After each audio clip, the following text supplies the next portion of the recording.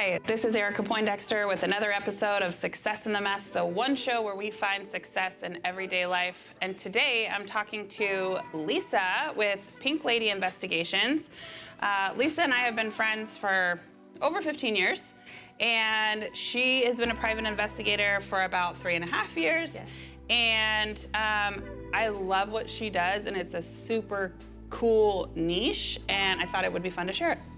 So Lisa, tell me a little bit about what you do and who you do it for, because I think that's super important. You're not just like tracking down someone's cheating boyfriend. That's not what we do. No. So I actually started Pink Lady Investigations to do that. And I realized that was not the direction I wanted to go in at all.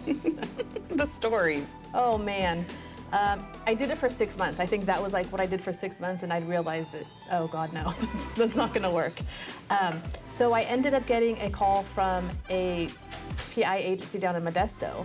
They're like, hey, we do criminal defense. Will you do that with us? Will you join the team? And I was like, I'm not working with criminals. No way. He's like, can you do me a favor and just review one file? And it was for a DUI. So I did, I reviewed the file, and then I called him back and I was like, this doesn't make sense, and how are they charging him with a DUI if he wasn't even there and all this stuff? And he's like, exactly, that's why we do this. I was like, oh, damn it. That's what?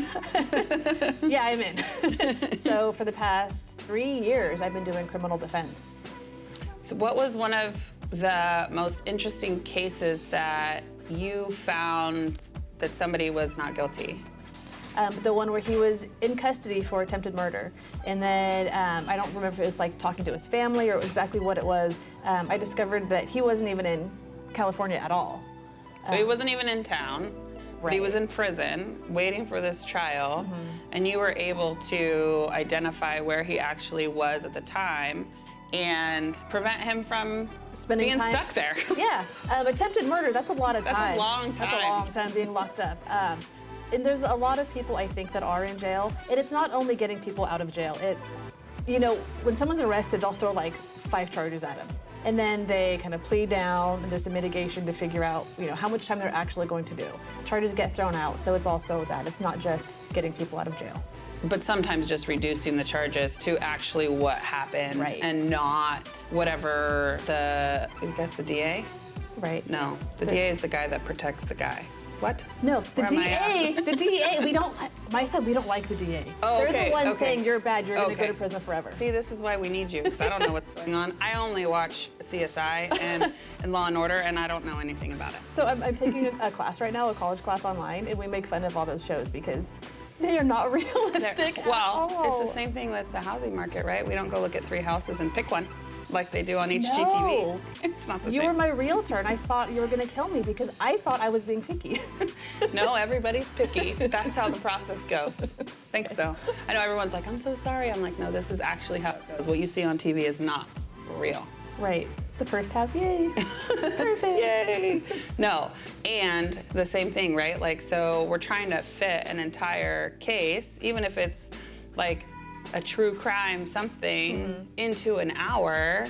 Right. And they're not, people don't get the real picture of like what you actually are doing. Right. So knowing that what happens on TV isn't what happens in real life, what are some things that you do as a private investigator that people don't realize happens, right? Right. Everything takes a lot longer than what you see on TV.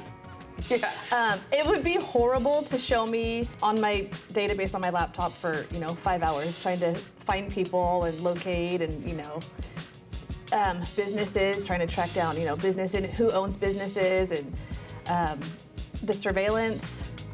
What do takes you forever. do when you're sitting in surveillance? I have candy. What is your like surveillance survival kit? Okay, Candy. hot tamales.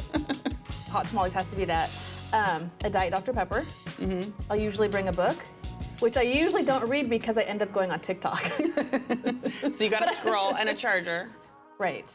And how long, even if it's just for a serve, how long are you sitting there waiting for somebody? It depends. So one time I did a surveillance. It was another PI had the case, and he was like, I'm just so sick of this. Do you want to go? He's like, it's been like hours and days, and it's just taking forever. So I went there, and within an hour, I saw it. You're like, So it's just luck. I was just sitting there. Just the person happened to come home. I think it was a cheating case, and the watching the door, and a lady opens it, and a man goes in. And I was like, that's not her husband. And that was within the hour. So, sometimes I just did a serve. It took 2 months. Yeah. It felt so good to get that one.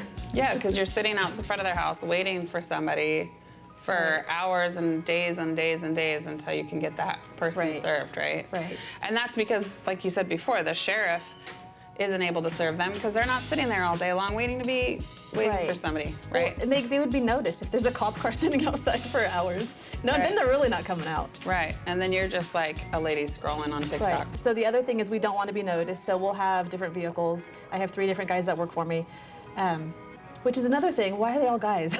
I need some female PIs. There's a lot of women who would be really interested in this career, and I think that they think that it's only men. Right. But a woman sitting in her car is much more unassuming than a man. Right. So I think that's why sometimes you're a lot more successful because they don't notice you. Right. Right? I'm just some girl in the car on TikTok. Normal. So if somebody wanted to become a PI, what do they have to do? Okay, so it's different. So normally, I think it's 6,000 hours experience working under someone else.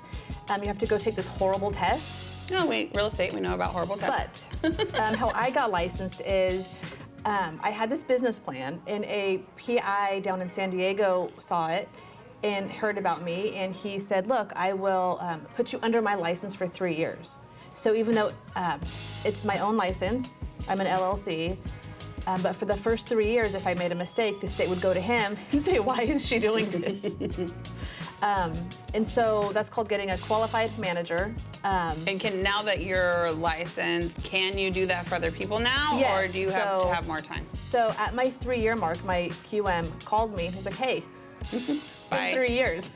Go take the test and do this for somebody else. Yeah. So I'm going to take the test, and I'm going to have other people under my license. That'll be fun. But it'll be really neat to watch you empower other people to do something similar, because a lot of people think you have to be a cop or you had to have some law enforcement experience to be able to do it, and that's just not true. So I think part of the reason I am so successful is I'm not former law enforcement. And I work with all the guys in Modesto, they're all former law enforcement. They all stand the same, walk the same, look the same, talk the same, because they're trained that way. And then I come into the picture and I'm like, hi. Hey. Want to talk to me? And they're like, okay. There was one case where they called me up, the guys in the Modesto office, and said, hey, we need you to go interview this person. FYI, last time one of us went out there, they threw like glass bottles at us and chased us off with a golf club. I was like, okay, I'm in. And I ended up sitting with the lady for 2 hours. Yeah. Because I approached it differently. Right. So there's room in this profession for for different people. Right. And I think that there's a place for somebody with a different point of view.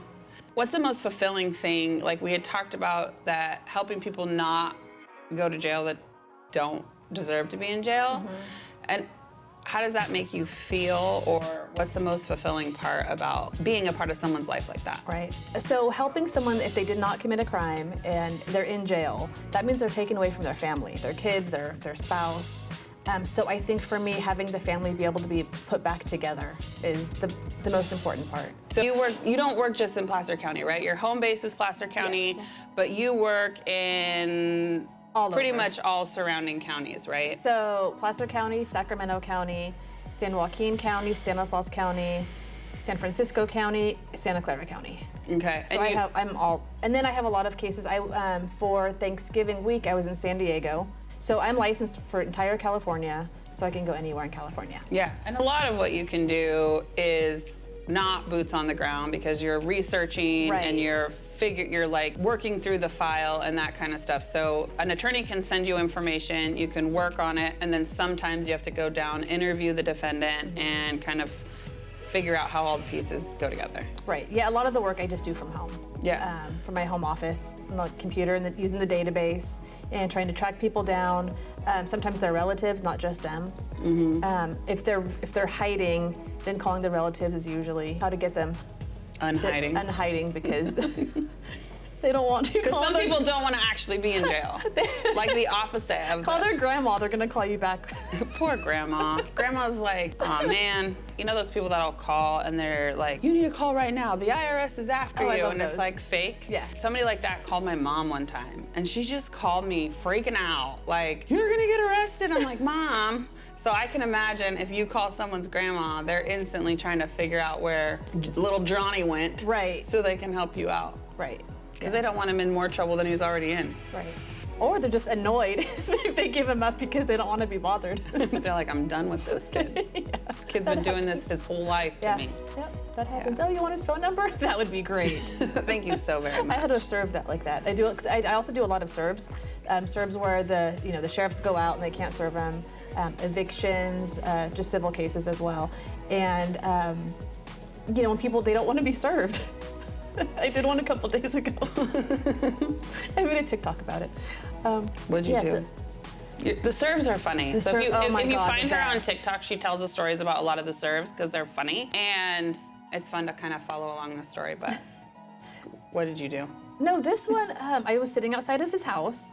And I saw him coming out. I guess he was taking his son to school. And I was like, oh, perfect, in the car. In the car is the best place. If I can get someone in the car, I'm set. Because they're stuck there. They're stuck. So I go up to the window, and he looked down really quick. And I was like, still here. I can still see you. It's like the kid when they put like the blanket over their face and like, you can't see me. Right, and so he's looking down, panicked. And I was like, hey, so-and-so. And he put his hand up. I was like, I'm still here.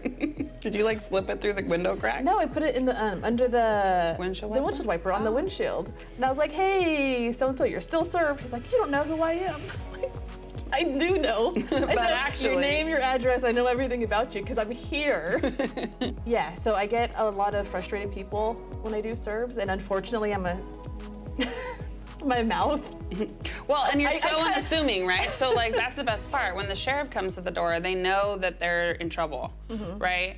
When this lady comes up in pink, right, and a ponytail, they pretty much don't. During the summer, I did one in my bikini, and I had like a cover up over it. They opened the door. My favorite is Halloween, though. Yes, So- I was the process serving unicorn. So she'll go dressed up for Halloween so she can ding dong, trick or treat Yeah. with papers. Yes, that doesn't go well. So follow Lisa on TikTok for your entertainment. And if you're looking at, you need to serve any civil cases, custody cases, for real estate agents and property managers out there, she does evictions, and any attorneys, friends that I might have out in the world. If you've got any criminal cases that need a private investigator, she's very, very good. She doesn't try to keep everybody out of jail, but she wants to make sure that it's fair, which I think is really cool because you don't go into it assuming that somebody is guilty, right? You're going into it just trying to find out exactly what happened. Yeah, that's the thing. I don't assume they're innocent. I don't assume they're guilty. I go and I get the facts. And because I'm a mom before I'm a private investigator, there's certain cases I won't do. If children are hurt, it's if I believe they did it. If I believe they're innocent and there's proof that they're innocent, like again, not living where the charges are, then I absolutely want to help. Yeah. But otherwise, it's hard as a mom to take on a case for somebody that hurt a kid. Right. Yeah. Yeah, I won't do I it. can't imagine that working out very well. Right. Well, thank you so much for hanging out with me. Lisa's contact information will be somewhere around this video and in the description.